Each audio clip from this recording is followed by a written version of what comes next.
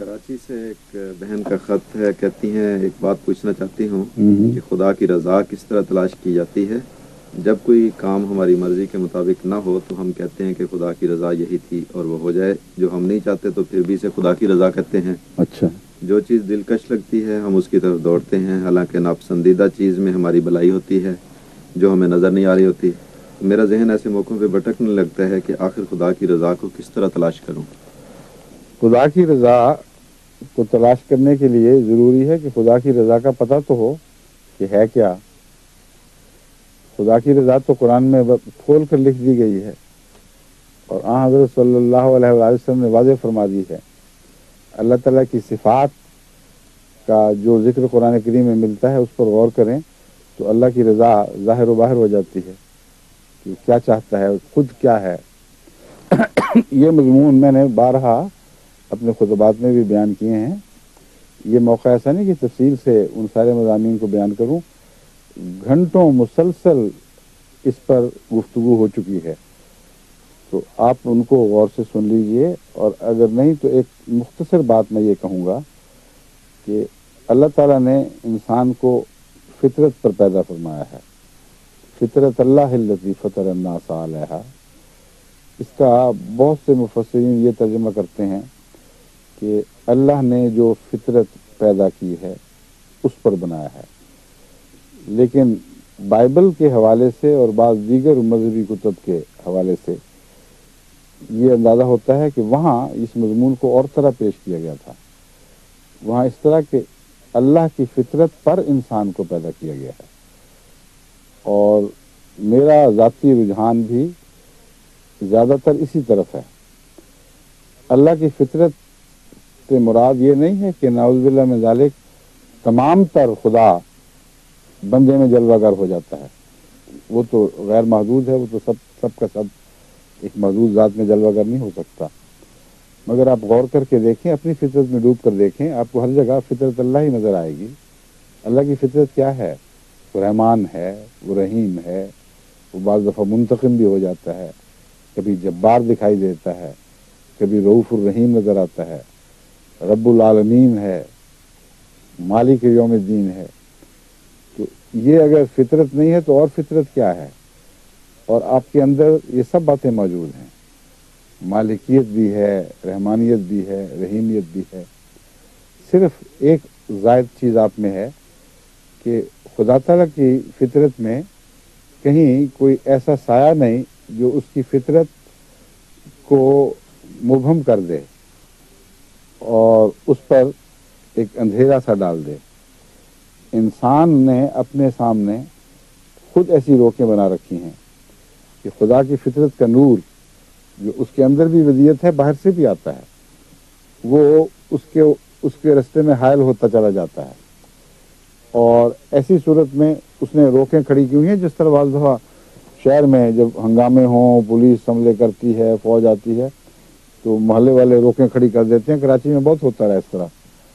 تو یہاں یہ الٹا قصہ ہے کہ رحمت کے ڈر سے روکیں کھڑی کی جاتی ہیں، بجائے اس کے کہ پکڑ کے اور عذاب کے ڈر سے روکیں کھڑی کی جائیں۔ رحمت سے ڈرتے ہیں، اللہ کی فضل سے ڈرتے ہیں، اس کی فطرت سے ڈرتے ہیں، اس کی صفات حسنہ سے ڈرتے ہیں۔ اور اس لیے نفس کے اندر کئی قسم کی روکیں ہیں، یہاں تک کہ بعض دفعہ ایک انسان رحمان نہیں رہتا، رحیم نہیں رہتا، رؤوف نہیں رہتا، رحیم نہیں رہتا، رب نہیں بن سکتا، اس کا دل شفیع ہو جاتا ہے۔ وہی پتھر والی بات کہ وہ پتھر دل ہو جاتا ہے۔ تو فطرت پر پیدا کیا کا مطلب یہ ہے کہ انسان کی معصوم بچے کی پیدائش ان تمام صفات کا مظہر ہے جن صفات کو خدا تعالیٰ نے انسان میں ظاہر کرنے کا فیصلہ فرمایا تھا۔ ان تمام صفات کی مظہر ہے جن کو ہم آدم کی تخلیق سے پہلے ہی انسان کے بلو پرنٹ میں دیکھتے ہیں۔ یعنی خدا تعالیٰ نے یہ فیصلہ فرمایا کہ میری یہ صفات ہیں جن پر میں ایک تخلیق کروں گا، اور ان سب صفات میں فرشتے شامل نہیں ہیں۔ ان صفات میں ایک یہ صفت بھی ہے کہ ہم جو چاہیں کریں، چاہیں تو روکی کھڑی کر دیں تو کر لیں بے شک، چاہیں تو خدا کی بات صفات سے تعلق کاٹ لیں ان کے موجود ہونے کے باوجود ان کو اس طرح کا لازم کر دیں کہ وہ رفتہ رفتہ مرنی شروع ہو جائیں۔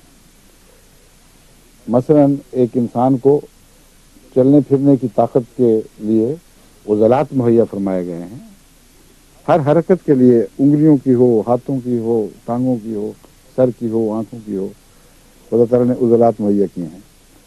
اگر ایک حرکت روک دی جائے، مثلا بعض دفعہ پلسٹر کر کے ہاتھ کو سیدھا کر دیا جاتا ہے، اور اگر 2-3 مہینے مسلسل اسی حالت میں ہاتھ یوں اکڑا رہے گا تو رفتہ رفتہ ان مسل میں ہاتھ ہلانے کی طاقت نہیں رہے گی۔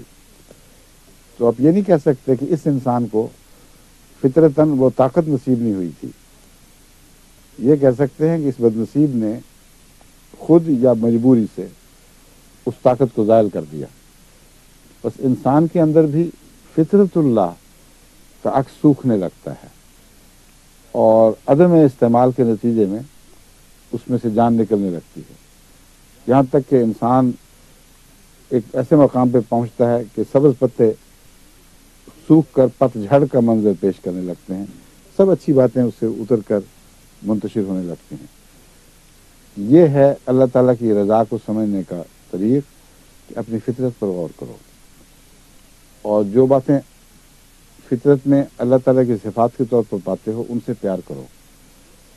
اگر ان سے پیار کرو گے تو رضا ہی رضا ہے، اور رضا کس کو کہتے ہیں؟ جب سمجھ لو گے کہ رب ہی ہے جس نے ساری کائنات کو پیدا کیا، اس نے پرورش کی، وہی رحمان، وہی رحیم، وہی مالک، مجھے بھی ایسا دوسروں کے لیے بننا چاہیے، پھر تمہیں معلوم ہوگا کہ جب تم اپنے بچوں پر ربوبیت کرتے ہو، ان کی رحمانیت کرتے ہو، تو بعض دفعہ ان سے بعض چیزیں روک لیتے ہو۔ بعض امیر ماں باپ بے حد دولت مند ہونے کے باوجود اس کے کہ وہ جانتے ہیں کہ یہ بچہ جس کو میں پیسے دے سکتا ہوں یہ اپنی دلی مرادیں پوری کرے گا، اپنے ہاتھ روک لیتے ہیں، اس لیے کہ وہ صرف غنی ہی نہیں بلکہ وہ حکیم بھی ہیں، حکمت سے بات سوچنے والے ہیں، اور اس کے نتیجے میں جانتے ہیں کہ بچے کو ابھی سے پیسے دے دے کر عادتیں بگاڑ دی گئیں تو یہ زندگی میں جد و جہد کے لائق نہیں رہے گا۔ اس کو مفت کا مال جو ماں باپ سے ملتا ہے وہ استعمال کر کر کے رفتہ رفتہ یہ نہیں پتہ ہوگا کہ کمایا کیسے جاتا ہے اور اس کی قدر کیا ہے۔ بس اس پہلو سے وہ انسانی فطرت کا مطالعہ کرنا چاہیے اور غور سے کرتے رہنا چاہیے کہ ہم کیا کرتے ہیں، جو ہم کرتے ہیں ہم ایک دوسرے کے لیے پسند کرتے ہیں، خدا نے اگر اپنی فطرت پر پیدا فرمایا تو وہ بھی تو ایسا ہی پسند کرتا ہوگا۔ شرط یہ ہے کہ اپنی فطرت کو خدا کے فطرت کے ساتھ ہم مزاج رکھنے کے لیے جس کوشش اور حفاظت کی ضرورت ہے وہ آپ کا فرض ہے۔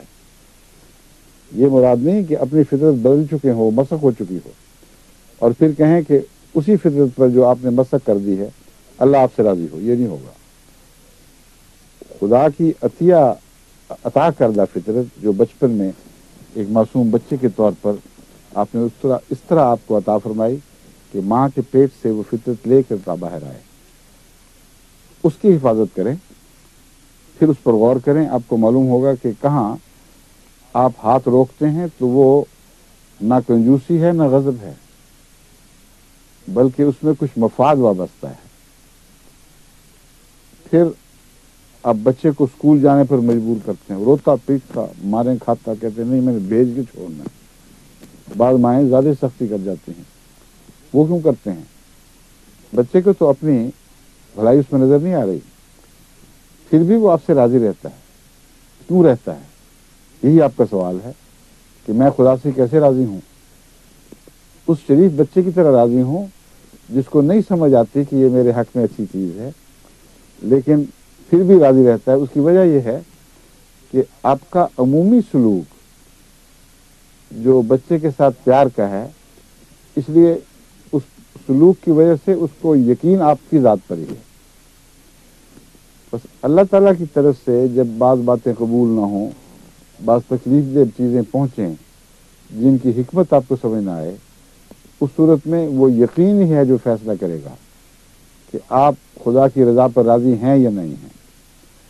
اگر وہ یقین کمزور ہے اگر آپ نے کبھی غور ہی نہیں کیا کہ اللہ تعالیٰ کے آپ پر کیسے کیسے احسانات ہیں، اگر اپنی آنکھوں، کانوں اور اپنے دماغ، اپنی حسیات پر غور نہیں کیا، کائنات کو خدا نے کس طرح پیدا فرمایا اور کتنا آپ خدا تعالیٰ نے آپ کے لیے باریک در باریک غور فرما کر بہت سی چیزیں مہیا فرمائیں، یہ جب تک آپ ان باتوں پر غور نہیں کرتے اس وقت تک آپ کو حقیقت میں خدا تعالیٰ کے احسانات کا شعور نہیں ہو سکتا، جس طرح ایک بچے کو اپنی ماں کے احسانات کا شعور ہوتا ہے، اس سے بہت زیادہ اللہ کے احسان کے شعور کی ضرورت ہے، اور اس شعور کو حاصل کرنے کے لیے کوئی مشکل کام نہیں ہے، مشکل بات نہیں ہے، تو ہر طرف اللہ کی رحمتیں پھیلی پڑی ہیں، ان پر غور کریں، ان کو دیکھیں۔ خدا سے پیار کرنا ہے تو خدا کے احسانات پر غور کریں،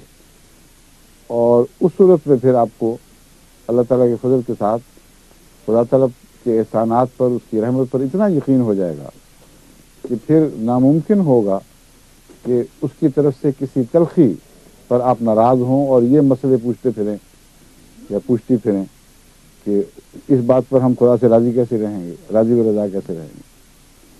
اس کی ایک مثال ایک بادشاہ کی مثال ہے۔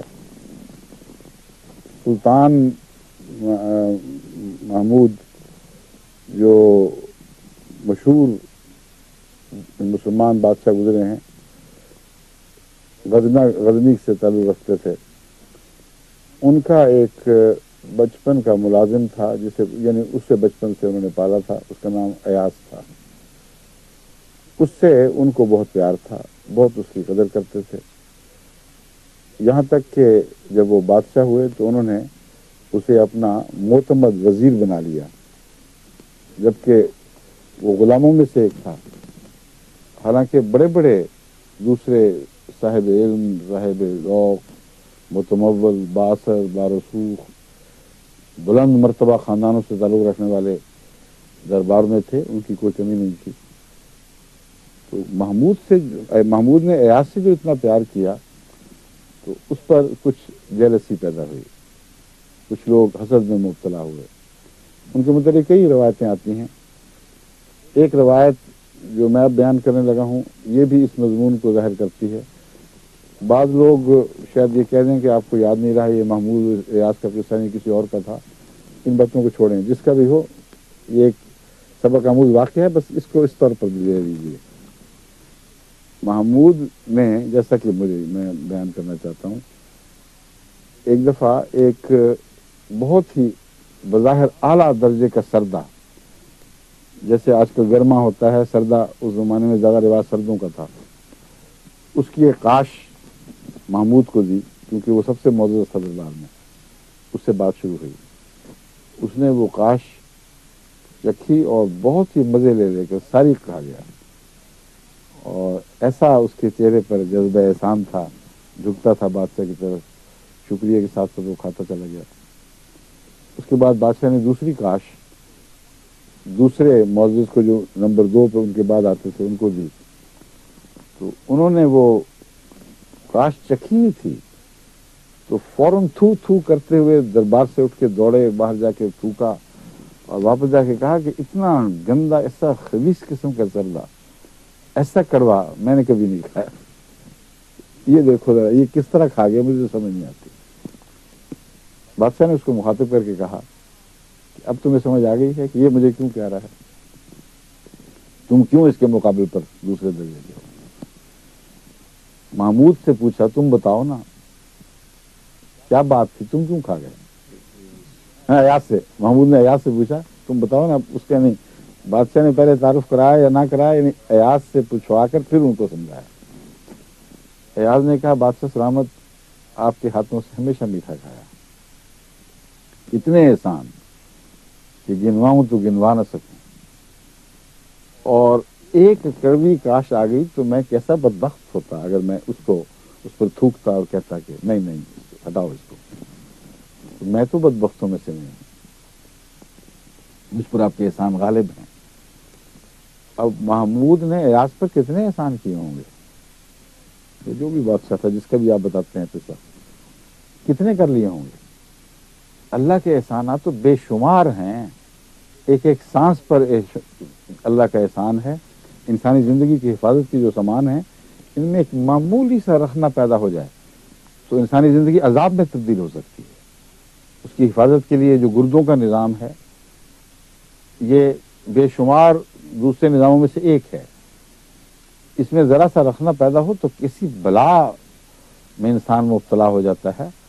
جسم میں بعض دفعہ آگ لگ جاتی ہے، یورک ایسڈ ہائی ہونا ہو تو جوڑ جوڑ میں دردیں، یوریا ہائی ہو جائے تو سخت قسم کی خارش اور بے چینی اور ایک آگ سی لگ جاتی ہے تن بدن میں، اور بھی بہت سی تکلیفیں ہیں. تو ان باتوں پر بھی تو غور کریں کہ کیا ہو سکتا تھا، کن کڑوی تکلیف دی چیزوں سے آپ کی حفاظت کے کیسے کیسے سامان فرمائے گئے ہیں. پھر چھوٹے چھوٹے واقعات پر یہ دماغ لڑانے کی ضرورت ہی نہیں رہتی کہ اس کے پیچھے کوئی حکمت تھی کہ نہیں. اگر آپ ویسے اپنے آپ کو راضی کرنے کی کوشش کریں جو ضرور حکمت ہوگی تو یہ ایک کم فہمی کا طریق ہے. اس طرح منطق سے راضی نہیں ہوا کرتے لوگ. بچے کب منطق سے راضی ہوتے ہیں؟ اپنے بچوں کو منطقی دلیلیں دے کے راضی کرنے کی کوشش کر لیں، کبھی آپ کو کامیابی نہیں ہوگی. محبت کے غلبے سے دل راضی ہوا کرتے ہیں. اور اللہ تعالیٰ کی رضا کو اگر حاصل کرنا ہے تو اس کے محبت کے غلبے کے تلے اپنے دل کو بچھا دیجیے. پھر آپ دیکھیں گی کہ آپ کو کبھی اس کا وہم بھی نہیں آئے گا کہ فلاں دعا نہیں پوری ہوئی، فلاں تکلیف پہنچی تو میں خدا سے حکمتیں طلب کروں کہ بتا آخر اس میں کیا حکمت تھی، یہ چھوٹی سی معصوم بچی کیوں ایسے پیدا ہو گئی، مجھے ہی کیوں چن لیا گیا. یہ سارے جھگڑے برابری سے شروع ہوتے ہیں اور محبت کے مضمون پر جا کر ان کی حد ختم ہو جاتی ہے، آگے نہیں بڑھ سکتے. بس اپنے تعلقات کو اللہ تعالیٰ سے درست کریں، تبھی آپ رضا کا معنی سمجھیں گی، تبھی آپ کو اللہ تعالیٰ کی طرف سے رضا عطا ہوگی. اور جب رضا میں ایک دفعہ داخل ہو جائیں تو پھر یہ کڑواہٹیں بالکل بے حیثیت کی ہو جاتی ہیں. پھر ہر زندگی کے ہر لمحے کا لطف ہی اور ہو جاتا ہے. اور